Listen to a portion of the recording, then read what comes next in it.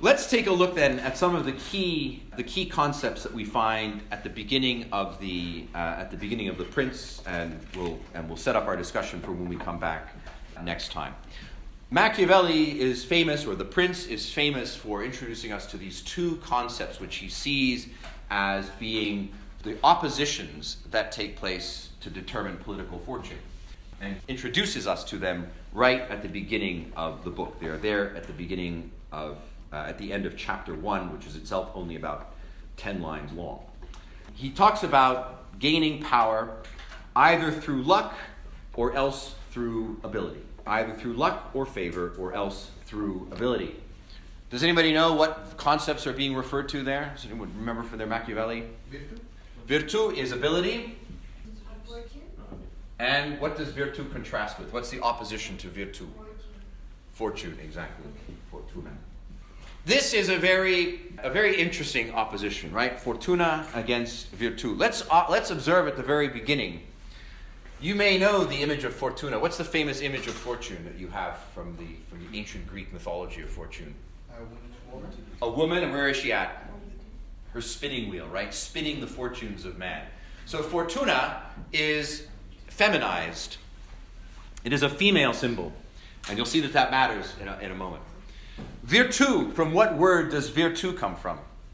Those of you who studied Latin in high school. I know there's at least one person who studied Latin in high school. First year Latin. Yes? Virtus? No. Well, yes, but virtus itself comes from vir. What does vir mean? Man, right?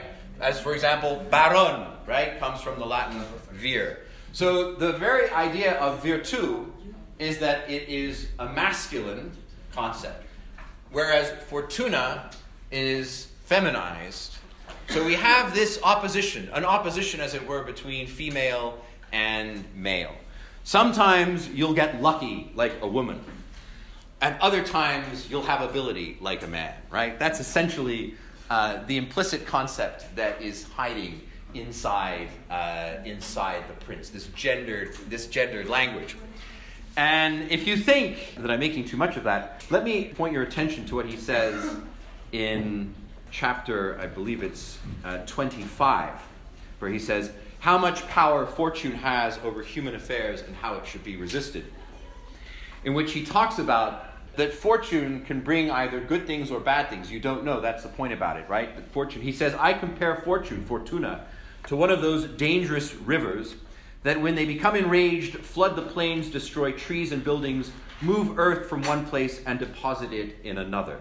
Everyone flees before it. Everyone gives way to it without being able to halt it in any way. But this does not mean that when the river is not in flood, men are unable to take precautions by means of dikes and dams, so that when it rises next time, it will either not overflow its banks, or if it does, its force will not be so uncontrolled or damaging. That's perhaps the most direct example that he gives us of Fortuna as a raging river. The interesting thing there is that Fortuna is not, therefore, chaotic. It is not completely unknowable. The element of Fortuna is that it is predictable, right, and destructive. That you know that at some point it will come along and act in a way that might be against your interests, but that you can therefore provision against it. So it's not like you don't know what the hell will happen. If there's a river that may flood, you will presume that it will flood, and therefore you take precautions against it. So it is knowable in the sense that you know that it could happen. It's unpredictable in the sense that you cannot predict when it will happen. And so that's the element of Fortuna, that it is knowable but unpredictable. And so in the affairs of people, fortune plays this kind of destabilizing role. Against fortune, then, the good ruler needs to exercise his virtu, his capacity for skill, ability, what we might imagine Aristotle or Plato calling his arete, his excellence. But for Machiavelli, virtu is a much more wide-ranging concept. Knowing which of your enemies you should kill might be considered a virtu.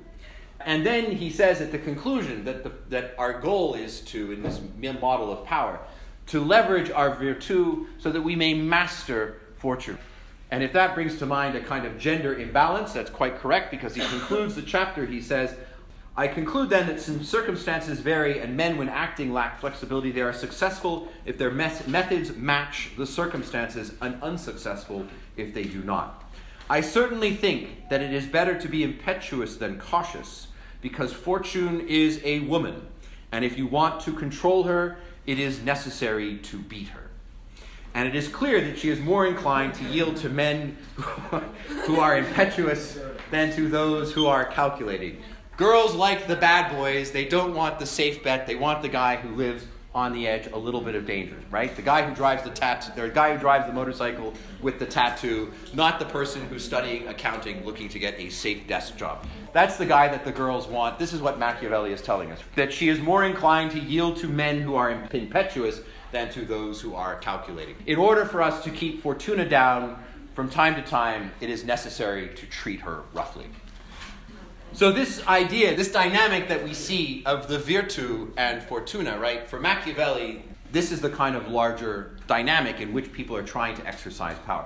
Men trying to learn how to muster their skills and abilities, but constantly being destabilized by the unpredictability of women is the sort of gendered environment in which this text takes place. The idea of virtu, then, is that these are the skills that we need in order to essentially not only gain power, but to remain in power. Power that cannot be held is not real power. And so a lot of what the prince talks about is how not just that we acquire power, but how we are able to maintain it.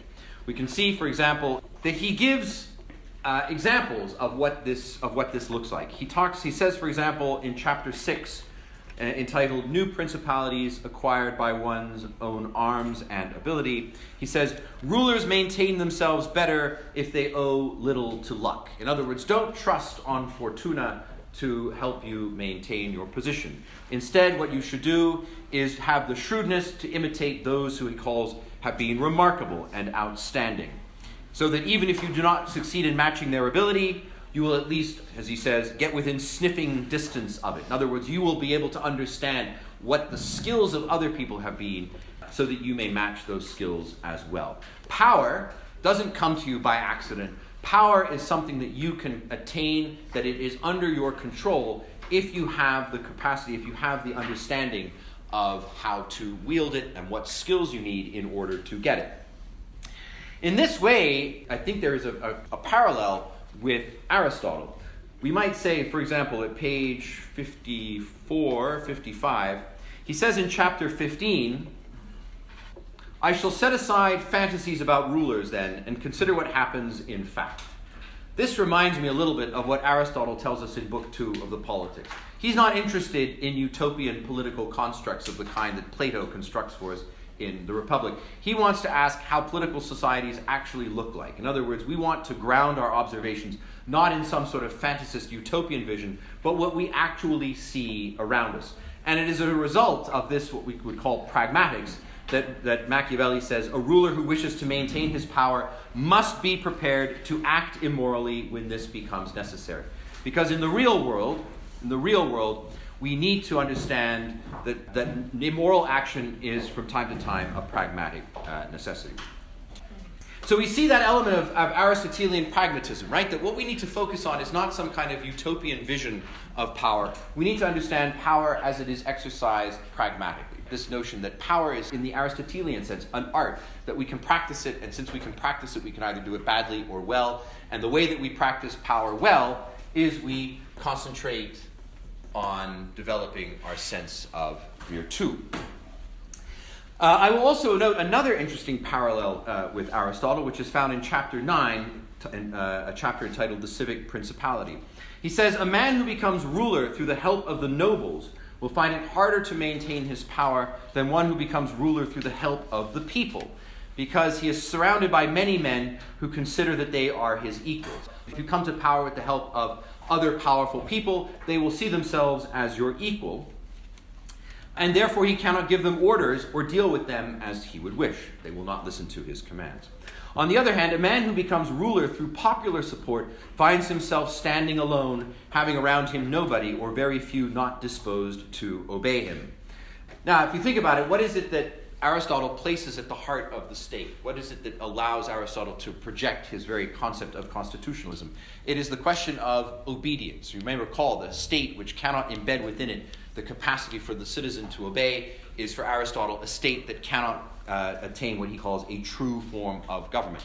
I think it's interesting to see Machiavelli echo that idea of Aristotle, that a prince who comes to power where that power itself does not embed the idea of obedience, that it is not real power, that what you'll find is you'll be locked into a power struggle. And so therefore you need to find a means of attaining power that's not done through some kind of alliance of people who are as strong or as powerful as you are, but with people who are looking to you for certain forms of leadership. And you give them that leadership, and as a result, they are inclined to obey you.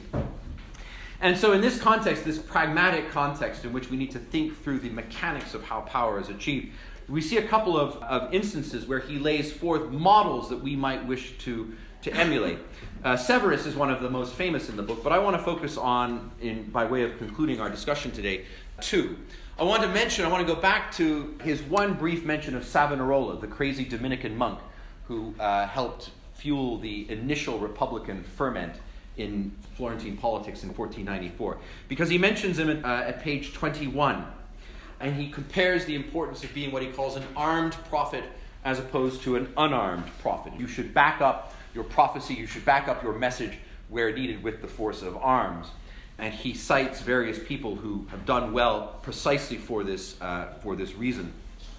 And he says, in our own times, Friar Girolamo Savonarola perished together with his new order as soon as the masses began to lose faith in him, and he lacked the means of keeping the support of those who had believed in him, as well as of making those who had never any faith in him believe. We need to be prepared to back up our power as necessary with the use of arms.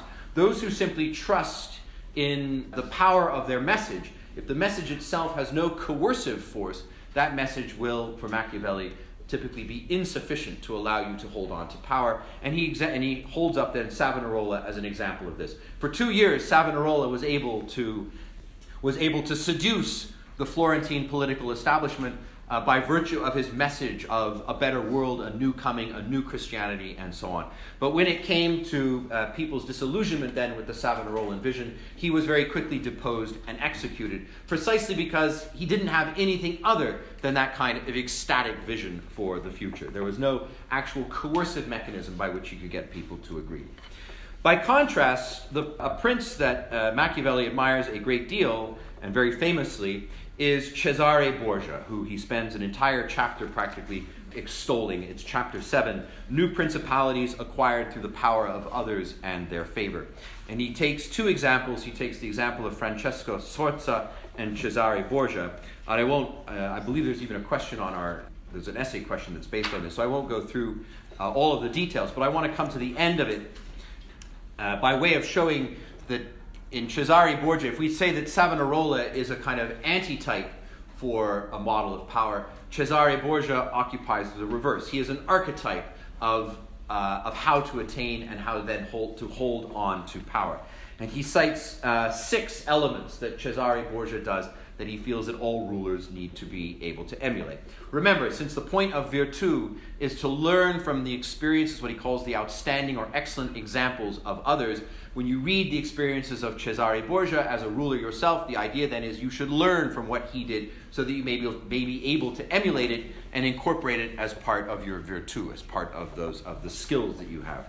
He says the elements that Cesare Borgia imparts to us: dealing effectively with our enemies, to gain allies, to conquer whether by force or by cunning, to inspire devotion and respectful fear in people, to be obeyed and respectfully feared by troops, to neutralize or destroy those who can or must be expected to injure you, to replace old institutions with new institutions, to be both severe and kind, both magnanimous and open-handed, to disband disloyal troops and form a new army, to maintain alliances with kings and other rulers in such a way that they will either be glad to benefit you or slow to injure you. For all these, no better example can be cited than the actions of Cesare Borgia.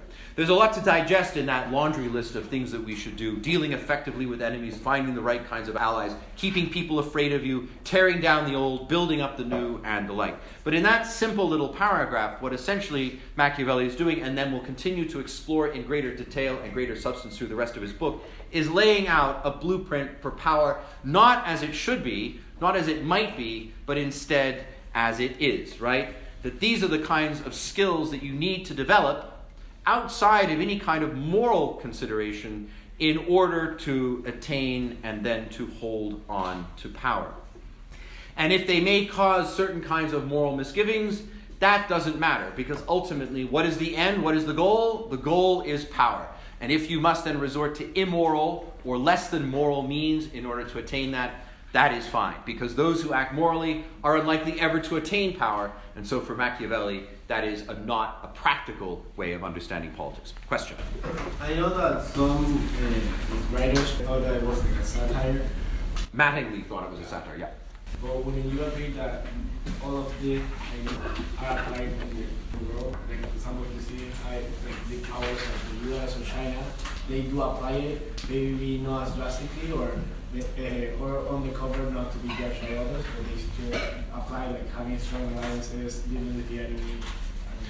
Sure, exactly. I mean, I think the point about it is a lot of people have found Machiavelli's ideas compelling from the moment they were published up until the present day, precisely because he does seem to capture very effectively the world as it is. This is how people practice power. The satirical element is, does he intend us to follow this as a model? Is he really arguing that killing your enemies, making people afraid of you, and all the rest of it is a virtue? Is that really what his intention is? Or is it a satire in the sense that we are so degraded that any model of power that takes place within a moral framework is destined to fail? And so it's a satire against man, right? That we have to recognize our own hopeless, degraded nature when we think of power. This is what we need to think of. That's, I think, where the tension is as a satire. It's not to say that this isn't what people do. It's more like, are we even capable of anything better than this? I mean, I think that that's a challenging question for us still today. A lot of CEOs, depressingly, read Machiavelli just as they read The Art of War, as if to gain insights about how they can rise up the ranks of their firm. I have read my Machiavelli, so I know which of my enemies to neutralize.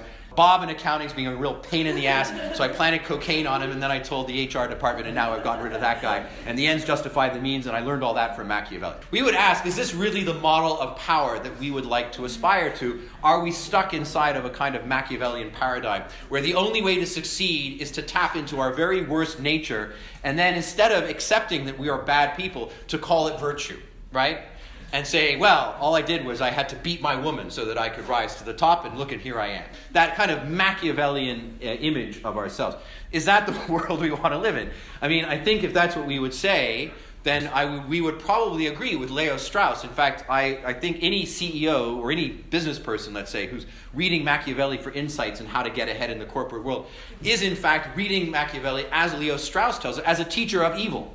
It's like, okay, you're ready to do bad, now I'm going to teach you how to do it in an effective way. It's an efficiency text. Whereas I think the challenge that we have is can we not reach to a different version of the state that doesn't require this mode of power? I think that's the challenge that we have when we look at Machiavelli.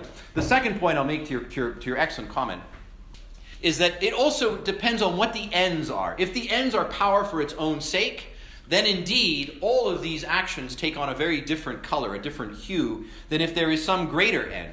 If, as I will attempt to suggest when we come back next time, that Machiavelli at least retains the idea of common good, that he argues that what we need to think about is the way that societies can operate such that they allow people to prosper in the best possible way, then in that context, all of these kinds of things take on a different meaning. Cesare Borgia's thievery and treachery and murder and assassination and deal-making and double-dealing and all the rest of it, if the purpose of all that is so that the people who live under his authority live better lives, then it looks a little bit different than if the purpose is simply that I, Cesare Borgia, may attain power and hold on to it for the purposes of my own ego. And I think there's that was also a tension inside of our Machiavellian text. That's probably an excellent place for us to end our discussion today. So I'll leave you with those pregnant thoughts over the weekend, and we'll come back next week and we'll consider then some of the specifics of Machiavelli's blueprint for power.